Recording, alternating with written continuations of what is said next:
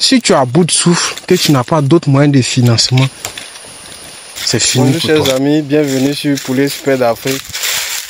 Alors vous voyez, aujourd'hui on n'est pas à la ferme, hein. Aujourd'hui on est au champ. Voilà. Alors je fais cette petite vidéo là pour vous entretenir sur certains points. Certains points qui selon moi sont très importants dans l'accomplissement de nos différents business, c'est-à-dire plus précisément ici l'agriculture, voilà, votre projet de ferme. Alors comme vous voyez autour de moi, je suis dans un champ de cacao. Voilà, je suis dans un champ de cacao. Je suis sur mon plan C. Voilà, parce qu'on dit dans la vie, il ne faut pas mettre tous ses œufs dans le même panier. Voilà, il ne faut pas mettre tous ses œufs dans le même panier. Il faut avoir toujours un plan B. Pour les plus avertis, un plan C. En rapport au financement de nos différentes activités. Ferme de poulet, ferme de porc, pisciculture et j'en passe. Voilà, pour ceux qui se sont lancés dans ces différents business, se sont rendus compte que ça draine énormément d'argent. Énormément d'argent. Tu peux budgétiser le financement de ton projet, de ta ferme, à hauteur de peut-être 5 millions, souvent même 10 millions. Et puis, tu as tout fait sur papier, tous les calculs. Tu as mis de côté même de l'argent même pour prévoir tous les imprévus.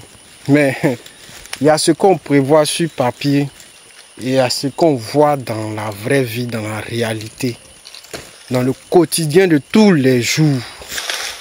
Voilà. Alors, ici, ça c'est un autre business que je prends pour me soutenir. Parce que l'élevage, le poulet là, ça coûte cher. Ça coûte cher. Surtout pour quelqu'un qui n'a pas de reins solides, comme la plupart d'entre nous. Vraiment, il faut avoir un autre moyen de se financer. Parce que si vous comptez sur vos propres moyens, vous risquez d'être essoufflé et puis de jeter l'éponge. Voilà. Donc ici, moi, c'est mon plan C. J'ai un plan B qui est moi-même mon activité, mon travail de tous les jours. Voilà, je travaille. Et à côté de ça, j'ai une ferme. Et puis, j'ai encore ce petit coin de Côte d'Ivoire, premier producteur mondial de cacao. Donc, forcément, hein. Donc, j'ai ce petit coin-là qui me permet souvent de pouvoir avoir de l'argent liquide à injecter dans ton projet.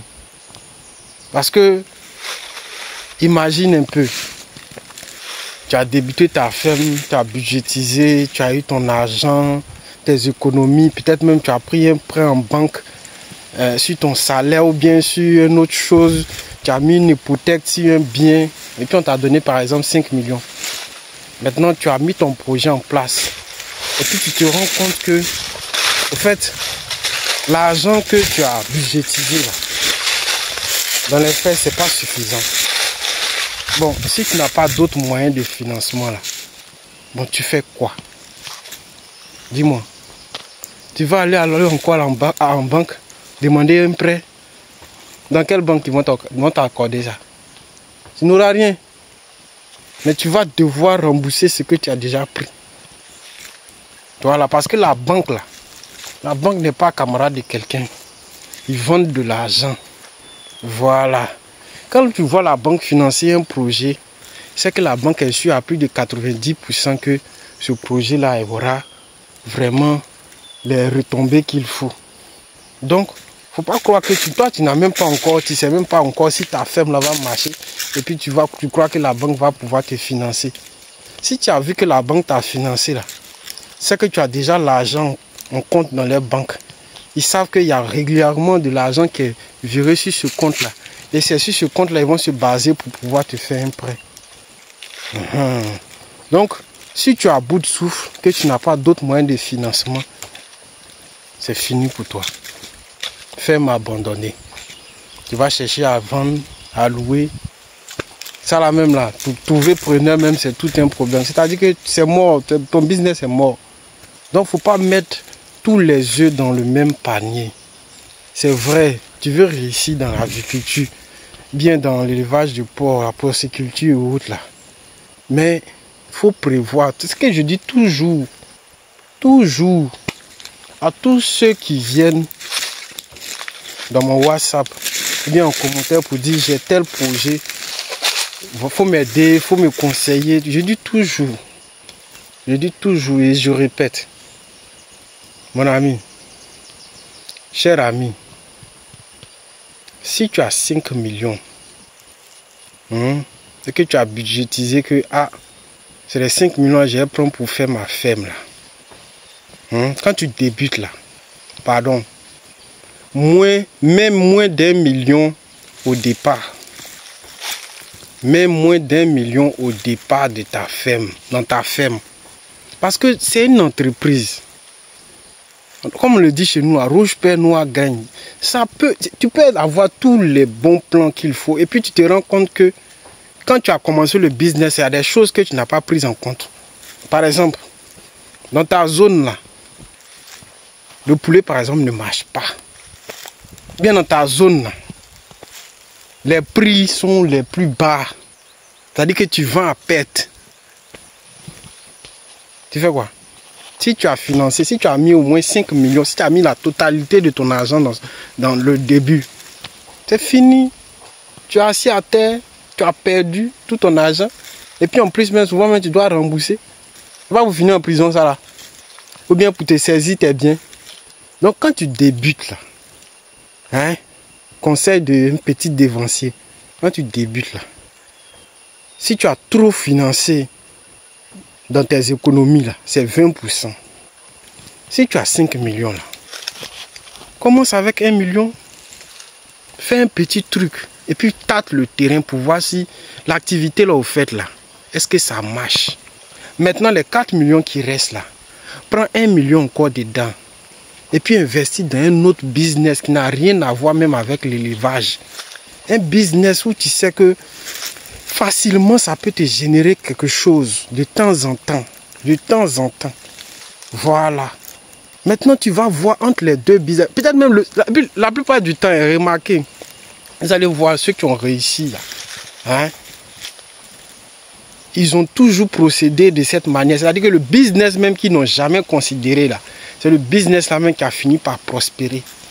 Donc quand tu t'assois pour réfléchir à un projet là, réfléchis toujours à 2 projets. Un projet phare et puis un autre en plan B. Au cas où le premier projet ne marche pas, on ne sait jamais. Tu peux vouloir faire poulet. C'est-à-dire que toi, c'est toujours ce que tu as voulu faire. Mais ces poulets là, ça ne te va pas. Et si ça ne te convient pas. Et que peut-être c'est dans affaire de vente comment on appelle ça, de fertilisants que toi tu vas réussir. Donc, premier conseil, n'utilise pas tout ton argent pour financer ton projet.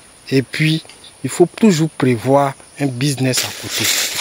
Le deuxième point, il faut que tous les éleveurs, que ce soit poulet, porc, poisson, intègrent réellement la chaîne de valeur.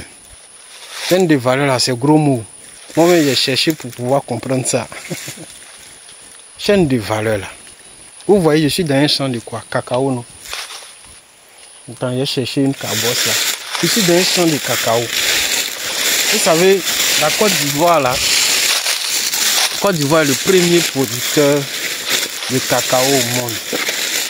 Et dernièrement, notre président, son excellence, M. Alassane Dramane Ouattara, est en train de faire mains et pieds pour pouvoir transformer nous-mêmes notre propre cacao. Au lieu de vendre le cacao brut là, on s'est rendu compte qu'en fait on ne gagne rien. On gagne moins de 2% de ce que les gens gagnent réellement. Donc, le président est en train de faire mains et pieds. Voilà ça. Le fameux cacao. Le président est en train de faire mains et pieds pour pouvoir nous-mêmes transformer notre propre cacao. Et c'est ce qu'on doit faire nous dans toutes nos activités d'élevage et de trucs d'agriculture. Je prends un exemple. Le sac d'aliments là, vous savez, il est à combien actuellement? Il est à 21 000 francs dans ma zone. Dans la zone de Sassandra, San Pedro. 21 000 francs.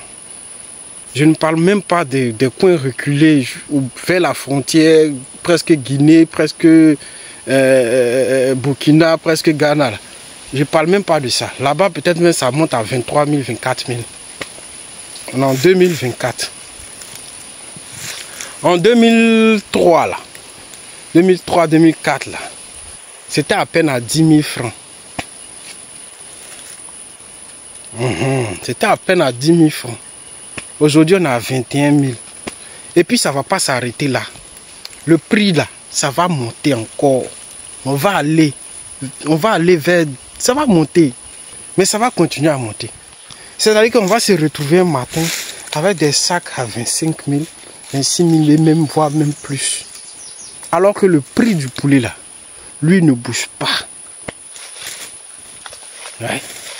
Depuis l'an 2003, dans 2004, là, on parle de poulet à 2000 francs. Voilà, 1, peut-être 5, 1,6, presque 1,8 là, 2000 francs. Ça ne monte pas. Mais vous voyez le gap que le prix de l'aliment a franchi.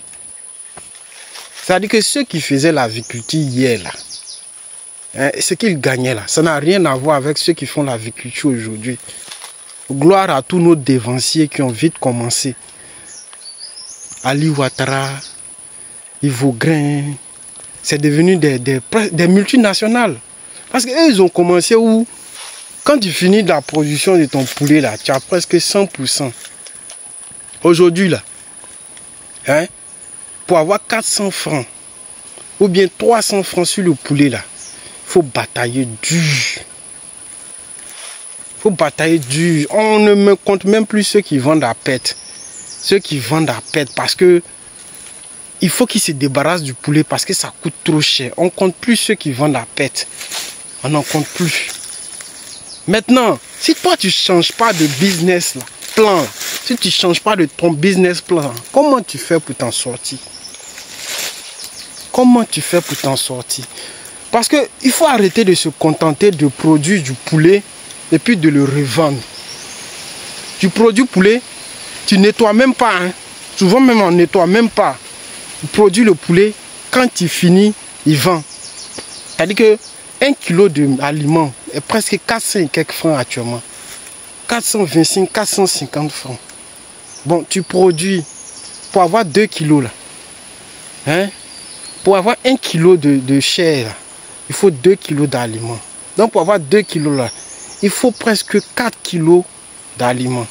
Bon, si tu as mis presque 2000 francs, sans compter les produits vétaux et puis le poussin, c'est-à-dire que pour produire 2 kilos de poulet, là, on est déjà à 2500.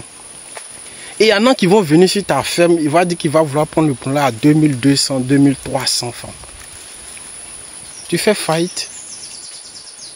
Tu fais faillite. Alors que eux-mêmes, là, ils vont sur les marchés et puis ils vendent ce poulet-là de 1,8 là à 3000 francs. 2 kilos, c'est 4500. Si c'est nettoyé, même là, c'est mort. C'est 6000. Moi où je suis là, sur les non-marchés, là, les poulets de 2 kilos et quelques là, on les vend à 6000. 6000 francs. Alors qu'à la ferme, là, quand ils viennent là, s'ils ont trop payé ton poulet de 2 kilos là, c'est que vraiment, le jour là, vraiment, Dieu a touché leur cœur là. C'est 3000 francs. Ça même, c'est que tu as trop gagné. 3000 francs. Alors que lui, il va le vendre à 6000 francs. Quelqu'un ne sait pas son activité. Lui, il est juste revendeur. Lui, là, il va avoir 100%. C'est-à-dire, si c'est 3000 là, lui, il a 3000 encore. Maintenant, toi, tu es le producteur là. toi tu te retrouves à peine 300 francs sur chaque poulet ou bien 400 francs sur chaque poulet. Souvent même là, tu vends à perte. Parce que tu ne rentres même pas dans tes frais. Rien. Tu es obligé de te débarrasser du poulet. Mais qu'est-ce qu'on doit faire pour que ça là, ça change? C'est simple. On doit intégrer la chaîne de valeur. C'est-à-dire que tous les niveaux du poulet là, on doit être dedans. C'est-à-dire que on doit, parce que ça là c'est pour nous tous, on doit avoir des parentaux. Arrêtez de prendre les œufs en Europe là. Parce que parentaux là, c'est l'élevage des parents qui donnent des œufs de poulet là. On doit nous-mêmes faire ça. Poulet de chair, poulet hybride, on doit faire ça. Il paraît que le poulet de chair c'est le plus difficile parce qu'il est fragile. Mais les blancs là, ils font comment et puis ils le font. Les Chinois font comment et puis ils font parentaux. Puisque la technologie aujourd'hui là, c'est démocratisé. L'Africain, on n'est pas les plus bêtes. Bien au contraire. C'est d'ici tout a débuté. On est les plus intelligents même. Mais pourquoi on ne veut pas intégrer la chaîne de valeur? Vous voyez Cipra qui a réussi là. Cipra est dans tout. Cipra a parentaux. Cipra fait des parentaux. C'est-à-dire qu'eux-mêmes, ils ont leurs œufs. Ils vendent poussins. Ils vendent aliments. Ils vendent poulet vivant. Ils vendent poulet frais. Et puis ils vendent poulet braisé. Oui, c'est ça on dit je fais un business. Si on ne rentre pas dans ce mouvement-là, on ne s'en sort pas. Pourquoi toi, éleveur, hein, tu ne peux pas aller faire un stand au marché et puis vendre tes poulets toi-même? Pourquoi? Pourquoi tu ne peux pas faire ça? Toi, tu veux te contenter juste de faire du poulet et puis de les vendre. Mais ça ne marche pas comme ça. Soit tu es dans le business, soit tu n'es pas dans le business. Tu choisis quoi? De disparaître ou de t'adapter? C'est ça le problème. On disparaît ou on s'adapte au marché.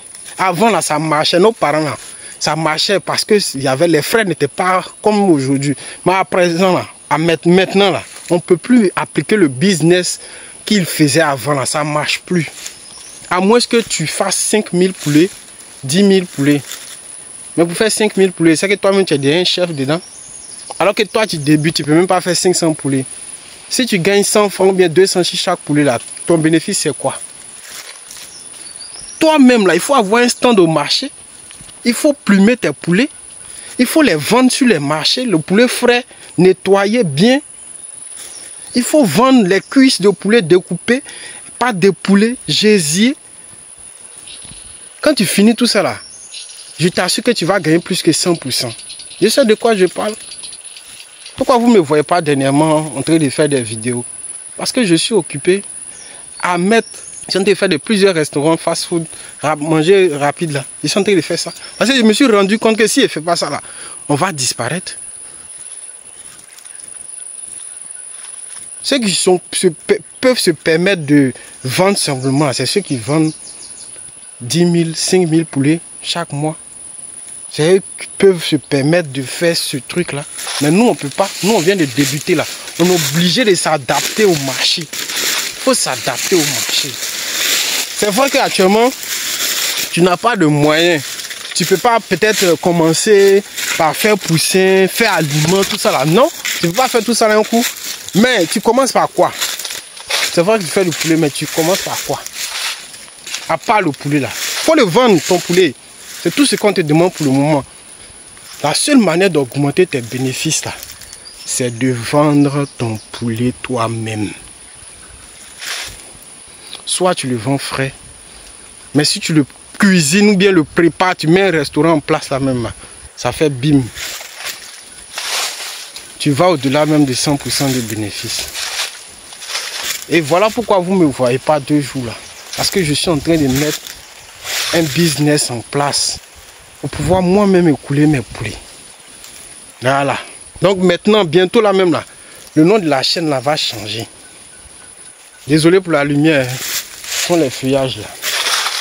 Le nom de la chaîne va changer. Le nom de la chaîne va porter le nom de mes futurs fast-food. Le nom de mes futurs fast-food. Voilà, le cacao. Donc bientôt là, Poulet Super d'Afrique va s'appeler Gogo Star. Gogo c'est dans mon patois, ça signifie du poulet. Puis le poulet star. Gogo Star bientôt. Donc si vous voyez que le nom de la chaîne change, N'ayez pas peur, c'est toujours... Et puis bientôt, on va diversifier nos activités, nos vidéos plutôt. Parce que moi, dans mon entourage, il y a des porciculteurs, des gens qui font de la pisciculture, plein d'autres choses. Voilà. On n'a pas signé pacte avec l'agriculture. On peut commencer dans l'agriculture et puis réussir dans la pisciculture. Donc, je vais visiter des fermes et puis je vais vous faire des retours pour ceux qui sont plus intéressés par d'autres types de business, que ce soit l'élevage, l'agriculture ou autre. On va tâter un peu tout ça. Notre objectif, c'est d'aider nos compatriotes africains à pouvoir se prendre en charge, à développer leur business. Voilà. Enfin, dernier point, sinon avant-dernier point sur lequel j'aimerais attirer votre attention, c'est le fait de se mettre en association. Voilà. On se plaint chacun de notre côté. Ah, le prix du poulet n'augmente pas, les intrants sont toujours en hausse, l'aliment est cher, on ne gagne pas des poussins, il n'y a pas de parentaux ici, on est obligé d'importer les œufs fécondés, on se plaint. Mais pour pouvoir se défendre, pour pouvoir peser dans la balance, pour pouvoir discuter avec les vrais responsables du pays, là, il faut que on se mette en association.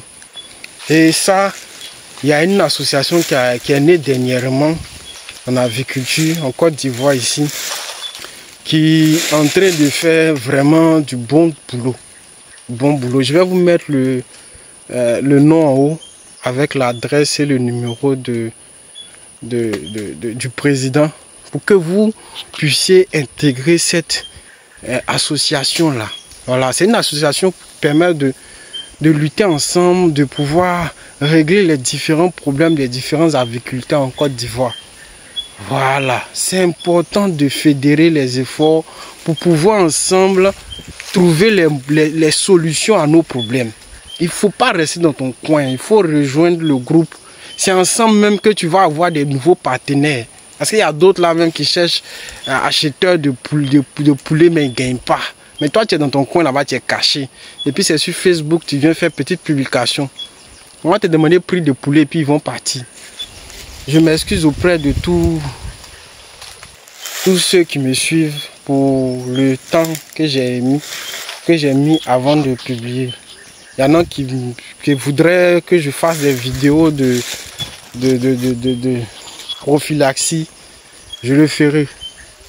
Mais souffrez un peu de me permettre de pouvoir faire d'autres choses en attendant. Mais ça viendra, je ferai dans les jours qui viennent la vidéo sur les prophylaxies pour ceux qui veulent aller jusqu'à ceux qui font les parentaux. Voilà. Donc n'oubliez pas, le nom de la chaîne va changer, Gogo Star. Et puis on va parler maintenant, en plus de l'agriculture, d'autres types d'élevage. Voilà, vous me dites ce que vous pensez de ce que je viens de dire là dans les commentaires.